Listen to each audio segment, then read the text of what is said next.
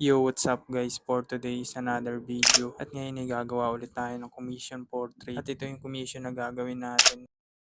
At ang sukat na papel na paggagawa natin guys ay 8 by 11 inches. At ang client pa rin natin dito ay si Sir Francis guys from Germany. Bali kasi guys yung pinagawa ng client natin na si Sir Francis ay 4 pieces na magkakahiwalay. Kaya sobrang salamat talaga sa mga tiwalang ibinigay sa atin guys. At sobra din akong natuwa talaga sa commission na to guys. Parang sobrang laking impact sa akin. Ng picture na to na hawak ni Lola yung apo niya. Kasi ako guys makalola talaga ako. Laki din ako sa Lola simula nung bata guys. Then habang dinodrawing na natin to, ramdam ko yung pagmamahal ng isang lola sa picture na to guys. Habang aba-aba ni Lola yung apo niya. Kaya parang nag-flashback sa akin lahat ng magmamahal ng isang lola natin guys. Kasi the best talagang mag-alaga ang lola natin guys. Dahil madalas spoil tayo sa mga lola, di ba? Kaya sobrang natuwa ako sa commission na to guys. Sobrang natural lang din kasi ng picture. At ito din pala yun guys, yung batang drawing natin nung una, yung may hawak ng libro. At yung last na piece naman na commission natin dito guys, ay family pic naman nila sir yung gagawin natin. Yun dito guys, tapos na tayo. Dito na ulit tayo sa ating the best part,